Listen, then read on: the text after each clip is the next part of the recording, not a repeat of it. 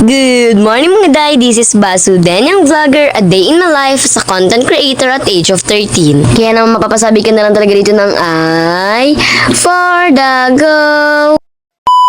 For today's vlog nga, ay samahan niyo naman nga ako. Paano ba naman naimbitahan nga tayo bilang isang guest speaker sa Camarines Norte State College? Sobrang nakaka-excite pero at the same time nakakakaba nga. Paano ba naman, hindi naman talaga ako sanay na magsalita sa harap ng maraming tao. Pero ayan, before nga tayo pumunta dun sa mismong topic, eto at pagkatapos nga po pala dyan mag-ayos ay kumain na rin nga po pala ako. Sakto po kasing after lunch po gaganapin yung event. Kaya naman eto at kumain na muna ako ng tanghalian para naman kahit papano ay may laman yung tiyan natin. Anyway, kasama ko nga po pala si mama tsaka si tita rin for today's video. Paano ba naman sila po ang magbibideo sa atin for today's vlog? Grabe, alam nyo ba ito yung first time na maiimbitahan tayo as a guest speaker. Tapos hindi ko ini-expect na sa Camarines Norte State College pa tayo mai-invite. Sobrang legit nung kaba ko sa mga oras na yan. Siguro mga lumalagpas ng 100%.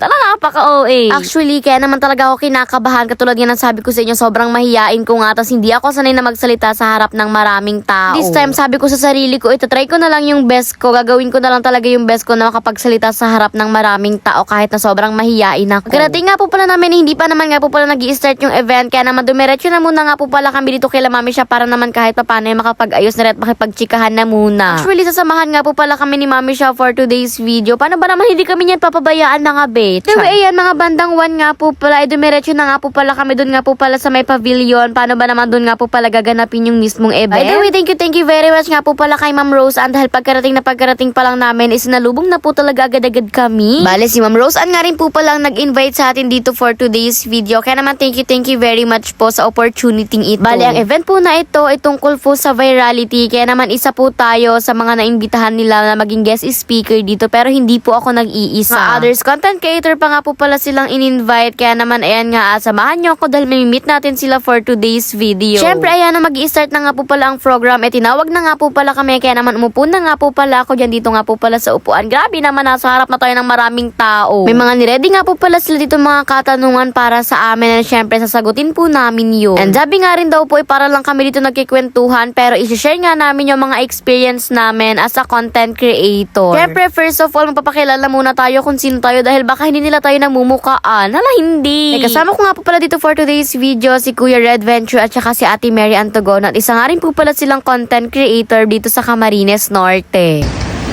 Sa mga gusto pong mag-start ng vlog, i-go nyo lang po and huwag nyo pong iisipin yung sasabihin ng iba kasi hindi naman po sila makakatulong sa inyo and hindi po kailangan na kapag mag-i-start kayo mag-vlog is kailangan nyo na agad ng mga mamahalin na gamit. Kung ano lang po yung available nyo or kung ano lang po talaga yung kaya nyo is yun lang po. Ang importante po is mapakita nyo po sa kanila yung talent at yung mga kaya nyo pong gawin. Thank you po.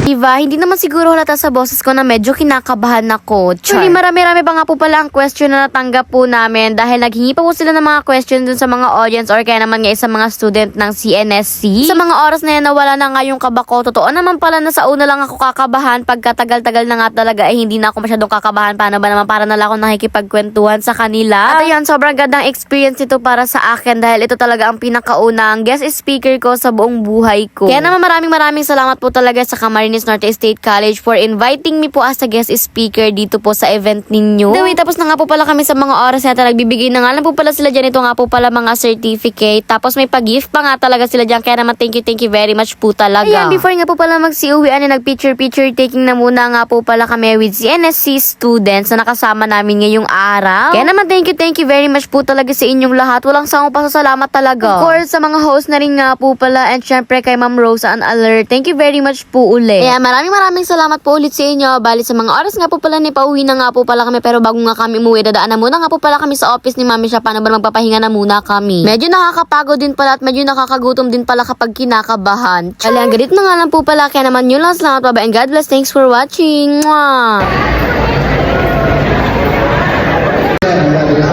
Thank you very much.